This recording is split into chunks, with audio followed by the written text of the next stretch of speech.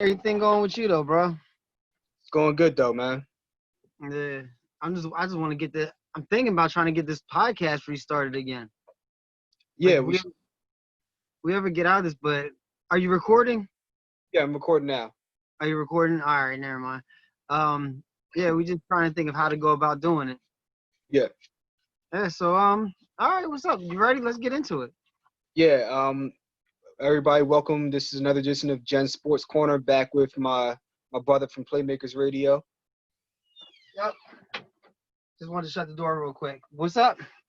I'm here. I'm ready. Let's go. Let's get into it. Introduce yourself, represent for Playmakers, man, Chris, the casual admin. You already know. as usual. Yep. And I'm Yep. and I'm Jen the God. Chris, a guest on my Sports Corner is a little bit different than usual, but we won't get into it. Yeah. No. Um, so first and foremost, let's hit the topics that we're just going to kind of gloss over before we get into the, Uh, the deeper topics of discussion. So first and foremost, Major League Baseball may not be having a season this year, and I want your thoughts on this. So the the league came out and the owners said that they wanted, it might have been like a 55 game season or something to that extent, maybe like 55 to like 60 something games. I can't remember what the number was, but a very shortened season with drastically reduced salaries where players will be making 30% of their current salaries because you won't have stadiums open, you won't have money from the box office and ticket sales and merchandise and this, that, and the third. And the yeah. player came out with a counter proposal where they proposed either a 112 game or 114 game season where players would make 70% of their current salary, which the owners rejected, and they didn't offer back a counter proposal, which seems like they may be content with not playing baseball at all. They may feel as though the money lost by not playing the year may be more easier to stomach than the money that they're going to lose by playing 100 games and paying the players more than they're willing to dish out. So what do you think about that?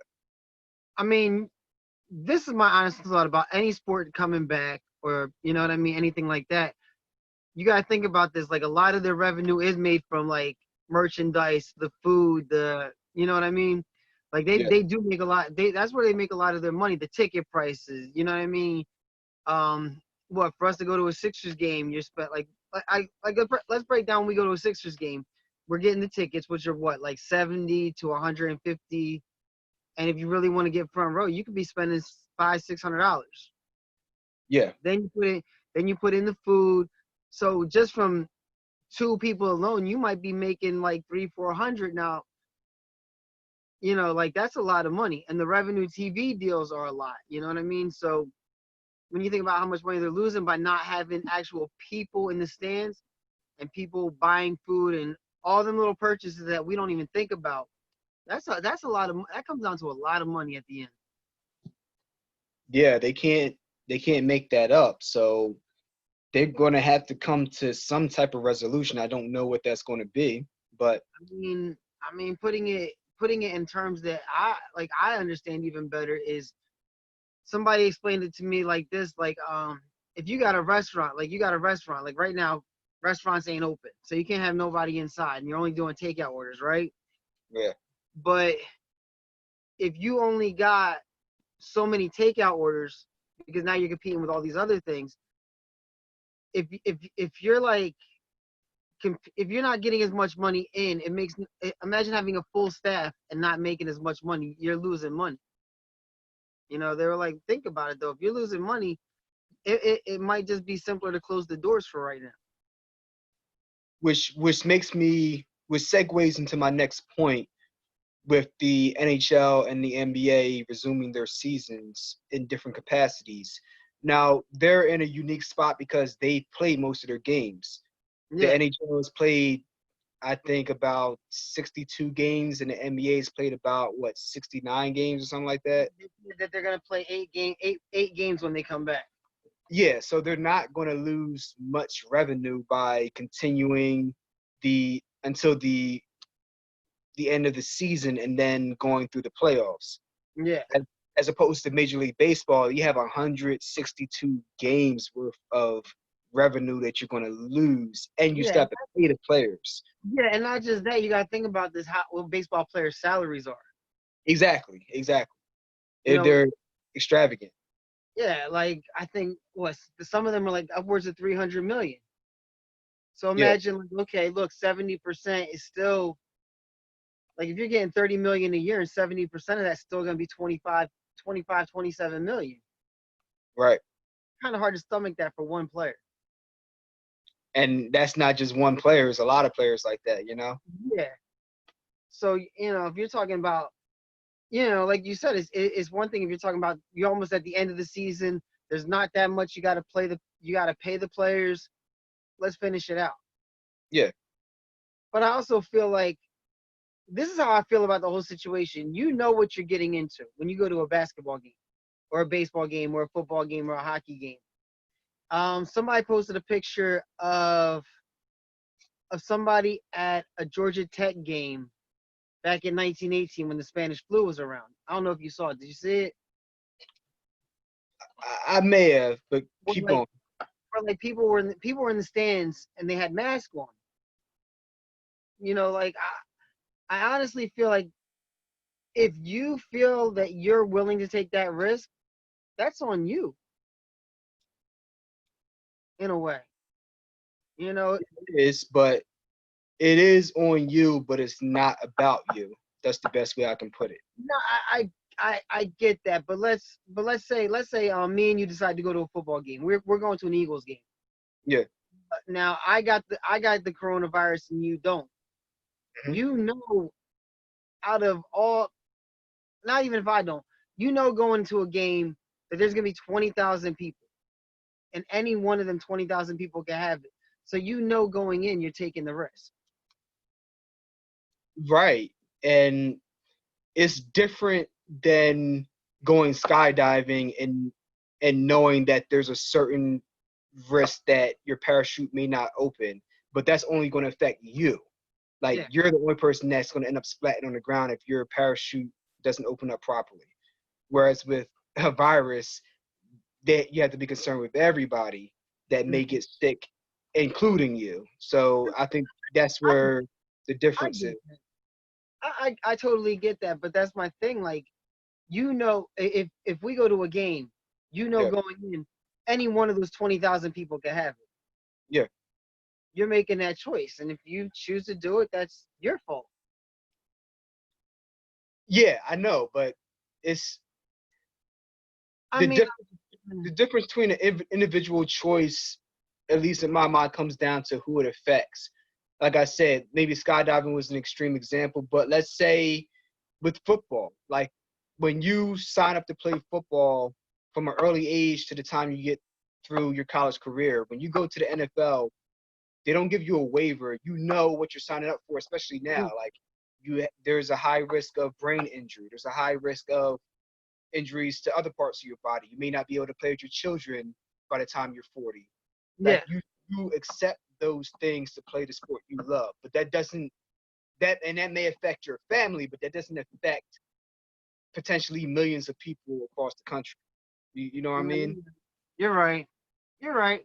So yeah, you are taking that risk by going out, even if you're going out protesting or whatnot. That being said, a virus doesn't care about social issues. No, it doesn't. It's going to affect you one way or another, whether you feel oppressed or not, regardless of what side of the fence you're on. So, Yeah.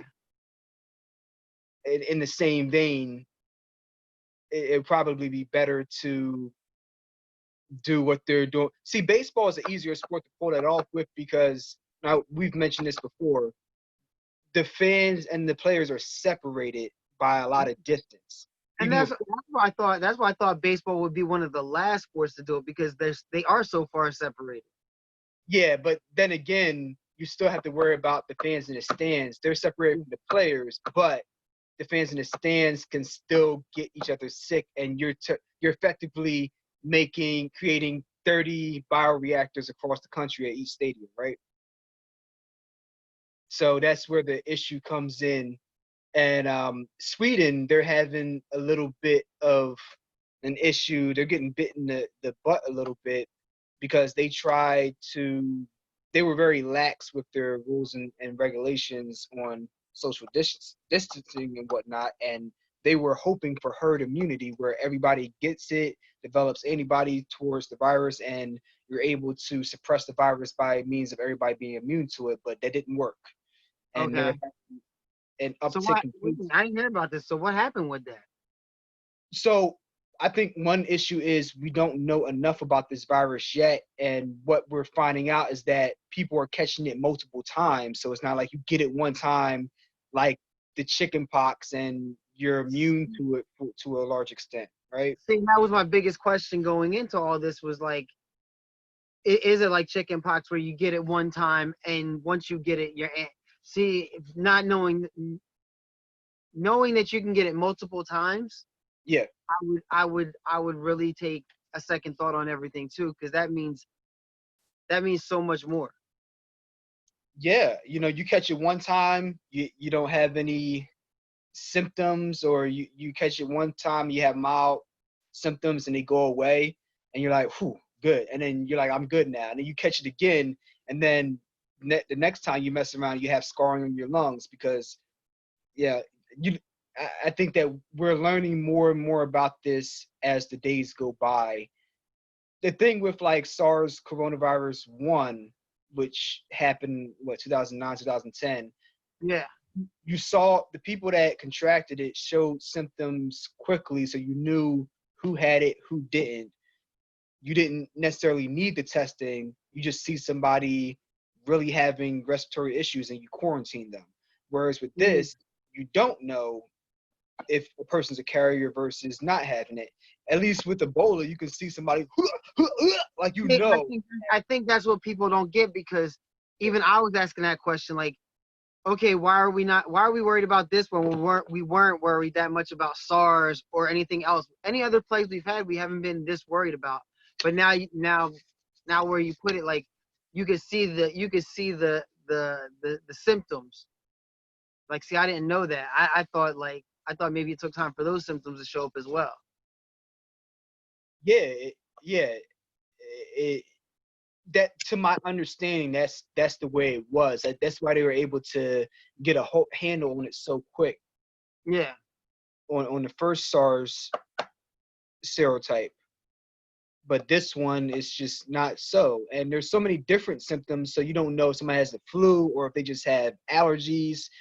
And then you mess around. Yeah, it's not something to play with. And just I'm not a virologist. I've worked with virus in a laboratory. I've worked making it. I'm no expert by any means, but I have a decent understanding on how viruses work and the precautions that you should take depending on the level of virus you're dealing with. Everything ranging from like something as harmless as a attenuated adenovirus versus HIV versus HIV all the way up to Ebola. Like there's different levels of precautions you have to take for each level of virus.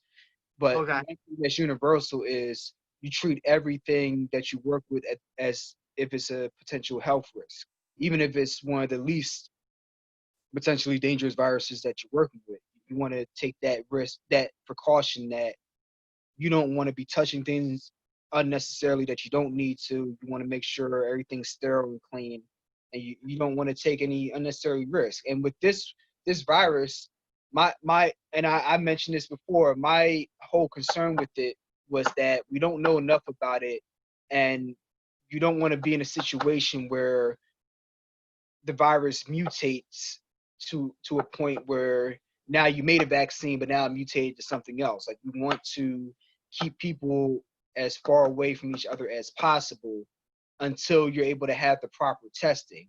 Because if you have the proper testing and you have it available to everybody, then you wouldn't have an issue because you could test everybody. Boom, you have it. You don't. You chill out for a while. You're fine, and then you could wipe it out immediately. The lack of testing, in my opinion, is the real issue here. Okay. I got you. No, like I, I I, said, I get a with the little flu, understanding from with the that. flu, you know you have the flu. Like Yeah, it's painfully evident early on. yeah. You No, know, so I get it. This doesn't show up for like 2 weeks, and by 2 weeks, God knows how many people you came in contact with. yeah, exactly. You know, So that's why I don't think that they'll play games with fans in the stands for the NHL or the NBA, which is fine. And I know they've been doing that with what Korean baseball have they or well, basketball I'm over in getting China. so desperate. I'm getting so desperate for sports. I've been watching. Korean baseball has been playing it without fans in the stands, Yeah, and basketball over in China has been playing without. It's basically, I think we talked about it before, where they were like in a net. It was like the basketball court. They had like netting around it where people could reach in and give them water bottles and stuff like that. But for the most part, it was like at least there was some separation. right.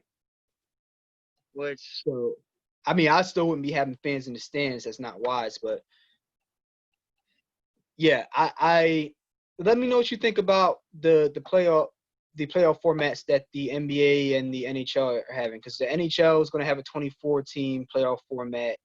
It's almost going to be like March Madness with basketball, and it seems like the NBA is kind of like follow a similar format it, as as hockey with 22 teams, and then the other 8 teams are going to maybe have mini camps, mandatory mini camps in the meantime.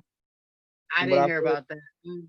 I know about the NBA where they said it's basically like if you're in playoff contention, you're going to play those last game. You're going to play this eight games, and the Yeah, people that like if you're out of contention, there's no point.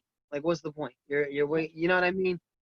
Because they're saying right now that they're gonna have to play like it's gonna be one game, then one game, then one game, and it's gonna be games all day. Kind of like if you're a basketball fan, this is gonna be like in a way it's gonna be the best time.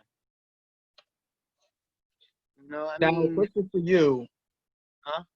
that I've brought up before, and I'm going to circle back to this question. What do you think about Kevin Durant coming back, playing next to Kyrie Irving, and having a chance to completely change the outlook for your team in this playoff run? You see the jersey in the back, right? Yeah, I don't know what to say because I was so pumped. I got two Brooklyn. Shout out to Steiner Sports. If you, I have to do that. If you trying to get a basketball jersey, straight from Steiner Sports from the players' backs.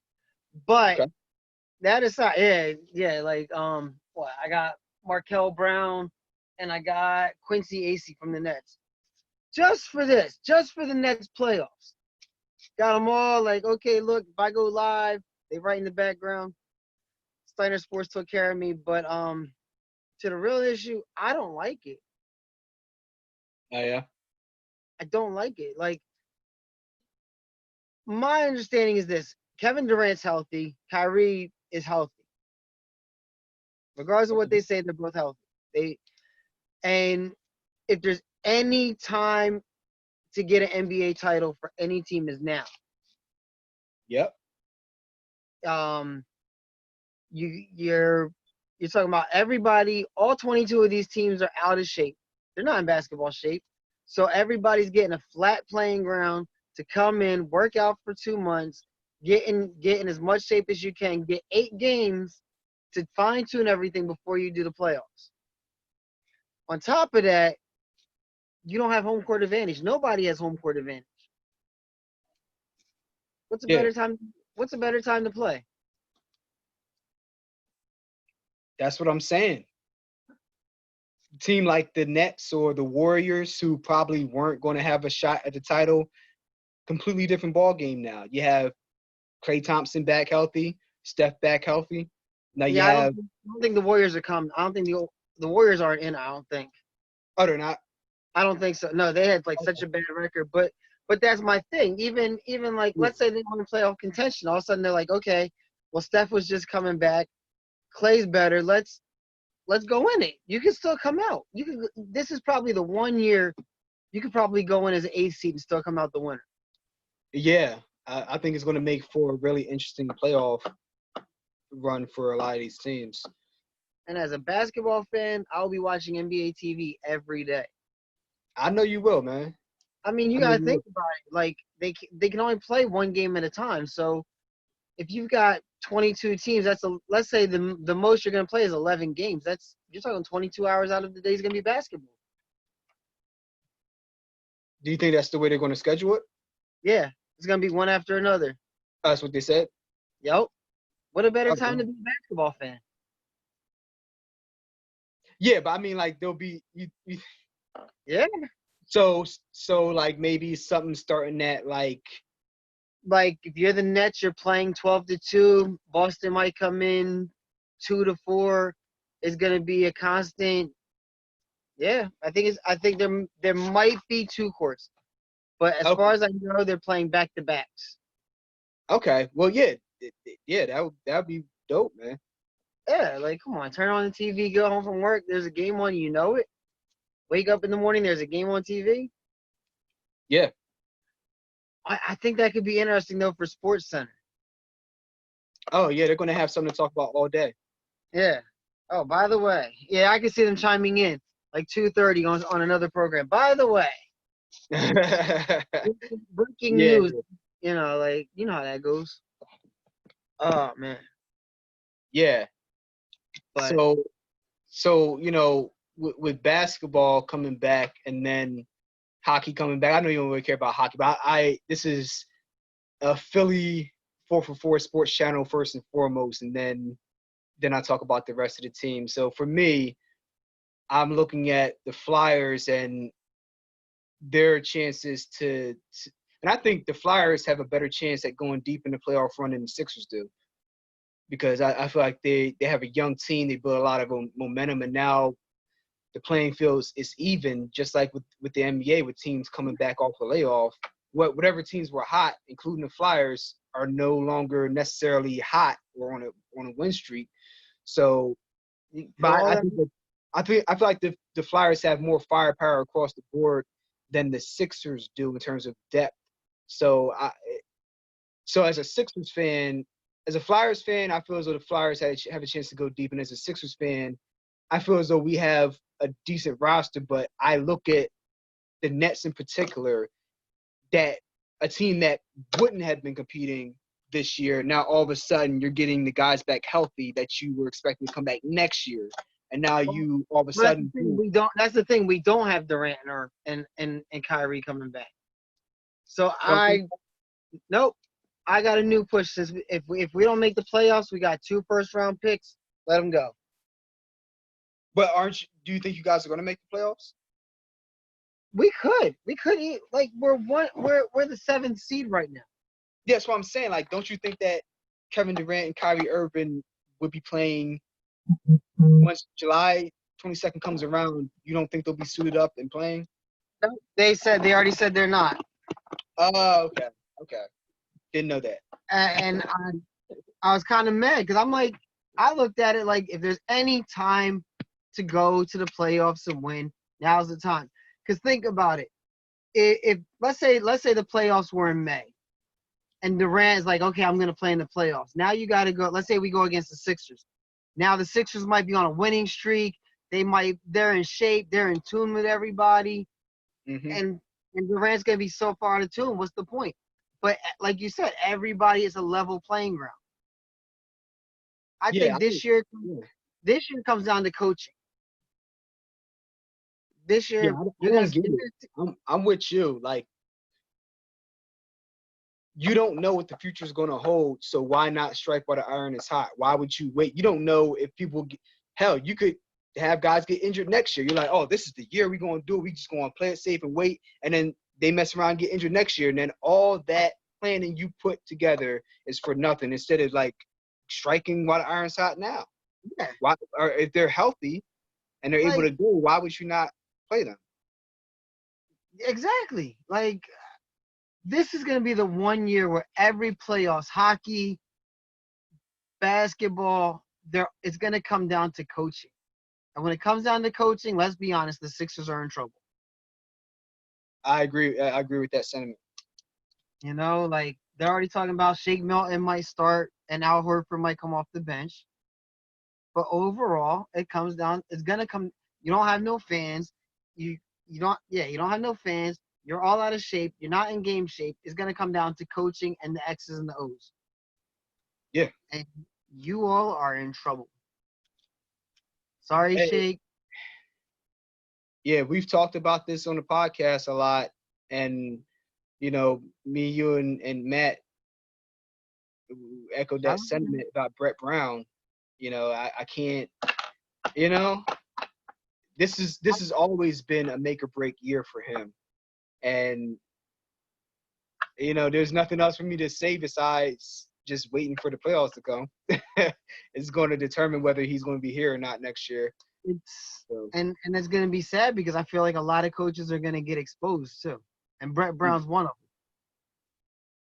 them. It may be so. That may be them. so, man. If you come down and you're a third seed and you get beat by a 6th seed, it might be time to reevaluate. It's going to be what it's going to be. If he ends up stepping up to the plate and having a good playoff run, coaching well, then good. If he doesn't, better that we know as soon as possible that we need to go on to another option. Now, does the coach use that as an escape, as an easy escape? Like, oh well, nobody was in shape. It was an off season. It's not my fault. I could see how people could use that as a crutch, but I don't know if that's going to fly when everybody's had to deal with the same thing. It's no different than the NFL lockout a few years back. Everybody was on the same even playing field. Everybody had a clean slate. So you're the NFL guy. You and Matt are more NFL than me, right? Mm-hmm. So I was watching I'm not trying to switch subjects on you, but I have a big question since you get to answer it. Yeah. I was watching the E60 on Alex Smith. And, come on, we all know what happened with Alex Smith, right? But he was working out. He's confident he can come back. Could the virus actually help him come back even, you know what I mean? Like if the season gets set back or anything like that, you think he could come back? I don't know the extent of his injury and where he's at with his rehab because depends on who he's training with, who's helping him rehab, because you don't have the luxury of the training staff being able to help you. Now, I think they've been given a green light to go back to the team facilities, so now maybe they're able to rehab with the trainers. Yeah. So maybe that extra time does give him a chance to get back to being able to be on the field. It can't hurt him, in my opinion. I mean, I wasn't trying to switch subjects. It's just been eating at me since yesterday. No, that's fine because I wanted to move on to the NFL anyway. I saw that, and I was just like, they showed like the actual pictures of his leg, and I was just like, how did you come back from that?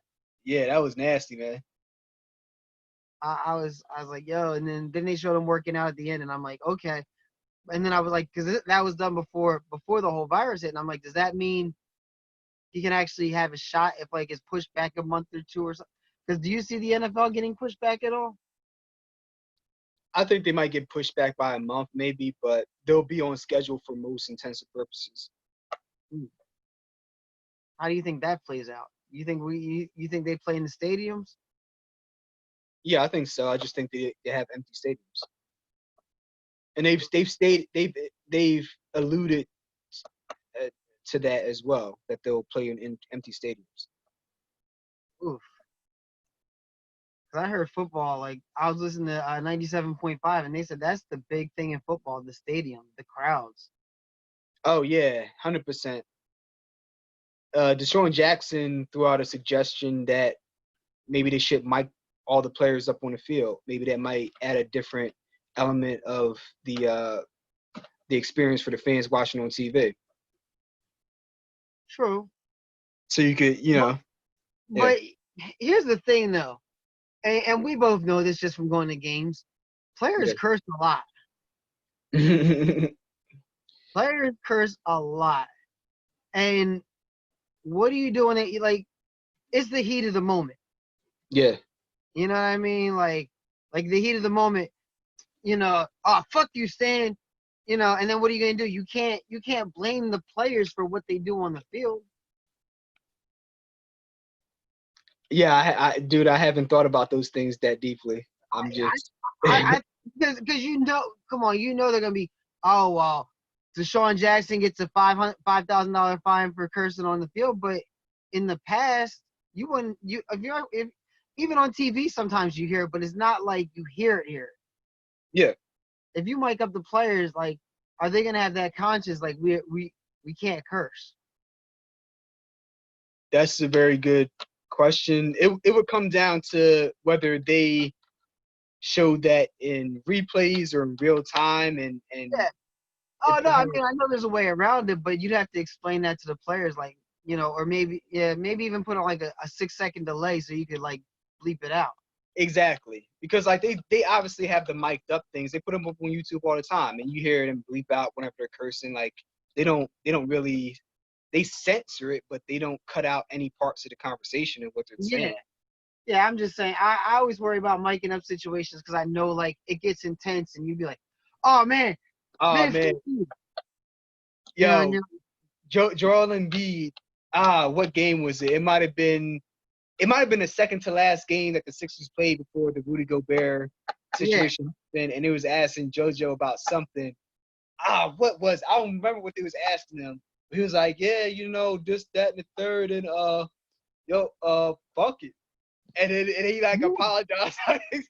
And that's the thing, like that's the thing, like and that's what I'm saying. Like that's where my mind's going because if you mic these players up, if I've been Kurt if I'm Joel Embiid, I've been playing for how many years on that floor, and it might be like, man, fuck you, Steph. And players sometimes joke about that. Sometimes, but players in that momentary thing, you don't have the consciousness to be like, oh shoot, I'm mic'd up. Like, and you Yeah, can't find them. yeah, no. So You yeah, I can don't know find them. how they would But manage I that. would look at you like you're the one that wanted me to be mic'd up. You know that I curse all the time. Like Hmm. imagine Gary Payton mic'd up. Gary Payton or Michael Jordan mic'd up. Yeah, that'd be foul That's language what I'm everywhere. thinking about. Things like that. Man, fuck you, ma. And you're like, well, that's a fine. That's a You know, fine. I want to see mic'd up. I want to see Kevin Garnett mic'd up playing Carmelo. And that's what I'm saying. Ah, get out of here. Oh, get that weak shit out of here. And you're like, that's a fine. That's a fine. That's a fine. Kevin Garnett got fined 125,000. Not only did he say this, but that. It would go down the line. Yeah. Yeah, just a thought. I mean, just trying to figure out different ways that they would try to enhance the experience of the fans watching, but who knows what they're going I to do. would I would just be interested in being able to come home and watch a game.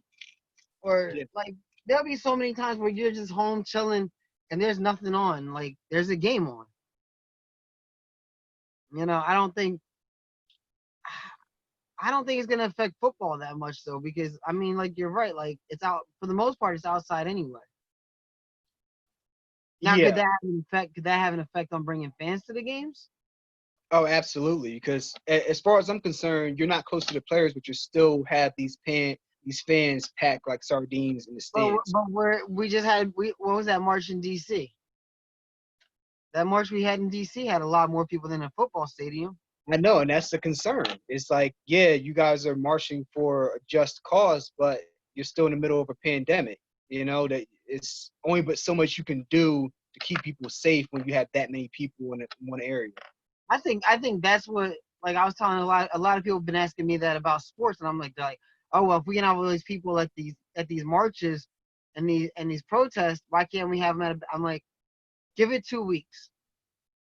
Let's see where them numbers go. I think this is the determining factor. Yeah, If them numbers go up, think about it. yeah, no, I'm glad. Say it louder for the people in the back, Chris. If them protests, well, here, all right, let's break this down. First of all, everybody's like, oh well, the protests ain't nobody coming back with positive cases. First of all, you have to go get tested. Yep. You can't. You don't know who got it from. You don't. Like all the protests in Philly. We don't know who got it. They have to go get tested. Yeah. So if you have a million people and out of those million people, 5 people get tested, you don't know the results. No. I think that's what happens. I think after all these protests, and I hate to sound like a guinea pig, but some people in the government might be looking at it as guinea pigs. I Oh well, wouldn't. Yeah. I mean, even from a medical science perspective, it is a guinea pig thing because if all these people go out million man marches and protests, and there's over 100,000 people at these protests, and nobody gets sick, then we're fine. Now, if you come back in 2 weeks and there's 30,000 cases, we got a problem. Exactly. But, and my thing is, do you really want to take the risk? Yeah, that's for me personally. I don't. I feel like there's nothing wrong with going out and protesting and Nope, marching. I don't mind But it. that's not the only way you can go to get your point across. You can broadcast. You can have these group discussions and broadcast it on social media. You can go out and vote in November and get everybody to vote, and then share on social media the people, everybody that goes out to vote, share it on your social media that you're going out to vote, and if you're voting for certain people, share that so that there will be no mistake on who was actually voted for by the mass majority of people in this election. And if the results come out otherwise, then that's going to say a lot And one thing that was to. pointed out to me, my bad, I was trying to cut you off, but one thing that was pointed out to me at the last Monday when they went out to Philly, right? Yeah. And they threw the tear gas. How many people were coughing in that? I don't know. You get what I'm saying? Like they were like, yo, like a lot of people from tear gas makes you cough. Now all them people in the tear gas are coughing. What if one of them has it? That's a very good point, man. Very What if good point. what if 100 of them have it? What if 1,000? If there's what? How many people? Like let's say there's 50,000 people, and 1,000 people in that group have it. Now you just threw tear gas, and they're all coughing. Yeah, you know what? And a lot of people aren't trying to hear that just because it's almost like this virus isn't tangible to a certain extent. Like they're like, oh well, what if this is a conspiracy? If I cough, is that really going to be reaching somebody 10 feet away from me? What if it isn't? What if people are just trying to scare me into this, that, and the third? And people lack an appreciation for just how easy it is to transmit a I mean, virus, bacteria. if it even if it's a conspiracy, let's just say it's a conspiracy, it's all fake. Do you really want to take that chance? Some people do. They Until, just I'm the there's type of some person. people, Until I have the facts, until I have all the facts for myself, I don't want to take the chance. there's so much of a distrust and a disconnect between a lot of people and the government that and the media that they're just not going to listen to anything that's said No, I get. until they get sick or somebody around them gets sick. In their minds, they're just going to say that, you know what, you just trying to pull the wool over my eyes. But I've seen people die from it. Yeah, but I'm saying like it would take that to happen to those people for them to really take it seriously. No, you're right. You're right. Unfortunately, you You're know. right. You're right. I mean, but I feel like this last week is probably going to be like the guinea pig to sports or reconnecting with society. Yeah, now I like that you bring that up, and I think that we're at a critical point, and that may be the tipping point for figuring out how we're going to proceed moving forward. Because it's not just here; you have protests around the world, so you have to. We'll be keeping an eye globally on how the protests and these marches will affect the transmission of this virus. Because I mean, if nobody gets sick, if nobody shows up with symptoms in 2 weeks, reopen everything. Yeah, I mean, I think that's the plan. So. I mean, but if we start getting a rise in cases, I'm not taking it. I mean, to me personally, I'm not taking. I'm even hesitant to go back to work. I don't blame you. you're around a lot of people on a consistent basis, like face-to-face interaction. So And you don't know, like you never know. It could all it takes is one. Like my job has like 2,000 people come in a day, and all it takes is one. yeah, Like that's what people don't get. Like there could be 20,000 people in the stands. All it takes is one. right. Just a thought. So, like, interesting piece of data that I was reading up on. So the first case in Wuhan, China, was from an individual that went to a restaurant with his family, and they had it, but they didn't show any symptoms. They didn't know they had the virus. And within a week span, I think about, I don't know, 75% of the people at that table ended up coming up positive for the virus. And then there were tables. So imagine this is the table where this pen is. There's a table Yeah, to the left and to the right of that table. And the tables to the left and the right of that table, people at those tables got sick as well. yeah. But the tables that were directly above and below this table, the people there didn't get sick. Oh, they didn't. Interesting, right? That's So they look deeper into that, and this has always been a point of concern, is like how the virus is it airborne, and how does being outside versus inside affect how the water droplets containing the virus travel through the air. So what they found was in that restaurant, this table and the one to the left and right, there was an air conditioning unit that was pushing air straight across the room just along that line of tables. So okay. all people got sick. The air circulated back and Okay. forth and spread it. But there was no air circulating back and forth at the tables above and below, so they didn't get it. Mm. So being outside versus being inside makes a huge difference. So if you have people confined in a space, like these idiots that were trying to open up the Attila gym over in Belmar, Barrington, wherever the hell it was at, That. you're trying to say you have safeguards in place, like you're taking the proper precautions, but you're not a scientist. You don't know dick about viruses. You don't know dick about microbiology. You don't know how much the viral particles are spreading through the air. You can't keep track of every single person in the gym, regardless of how spaced out they are in that vicinity. You got to take your mask off when you're breathing heavy doing sets of lifting and running. Like you have all you're making a bioreactor no matter how safe you think you're being with these precautions. And then, you have people that want to open up different places and stadiums and restaurants. You can't have inside dining, even outside dining. Like what precautions are you going to take for that? So like all these things you have to think of. I And mean, well, people are talking about, oh, well, Walmart's open, and I'm like, but okay, so they can either shut down Walmart, they can shut down, they could tell everybody technically, like, okay, you got 2 weeks, stock up on all your food, and we're gonna shut everything down.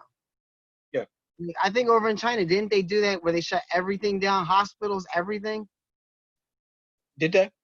I think they did, and they shut like it was like if you died, you just died. Oh well, the hospital, you know what I mean? We're thinking about the masses. I have to look that up. I didn't know about that.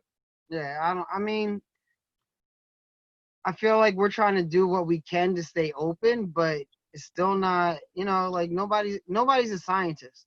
Nobody has the answer right now. So we're just trying to get by. Yeah, I mean, even the scientists don't have the answers. I mean, Yeah. you know what I mean? I can tell you that people are working hard behind the scenes, but these things are not simple. Like I have my own project working on asthma every day, and there are still things that I have no fucking clue about, that other scientists have no clue about, that are like open-ended questions. You just try to do research to answer them. Doesn't mean you Yeah. have the answers. You might have a knowledge base that allows you to more effectively try to answer those questions, but you still don't know what you don't know. So same thing with this virus. It's like, yeah, like you might have a virologist that has a very extensive background studying viruses, but you don't know about this one. You don't have a magic microscope to look inside a cell and see exactly what's going on. So yeah, it's these things just going to take time. It's just what it is. People don't want to hear that. People impatient. They're like, I've had enough of this. I'm done. Just open it up. I don't care about the consequences. And hey, it is what it is. Some people just going to die because they got cabin fever. That's just the blunt, honest truth. But Nah, I feel you. But I gotta tap out for a minute. I gotta charge my phone for a minute. Go grab the charger and all that. okay, All right, so I'm gonna tap back in a couple minutes. All right. all right, cool. All right. All right. Peace. Shit.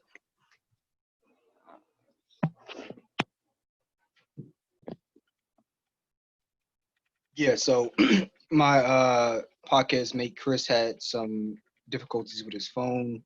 He had to recharge that. So I'm gonna end the episode here.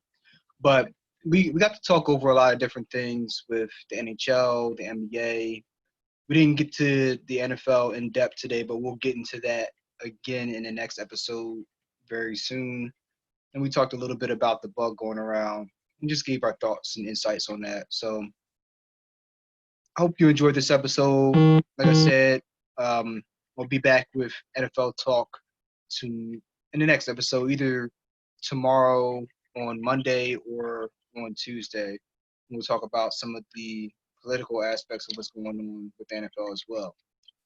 The comments by Drew Brees as well as Roger Goodell, and we'll also talk about the timeline for the NFL resuming play. So that's it for this episode. Thank you as always. I hope you enjoyed the content that we put out for you guys, and I'm going to try to do this more often so there's more material out there, so there's something to do since there's no sports right now. So take care and be safe. Peace.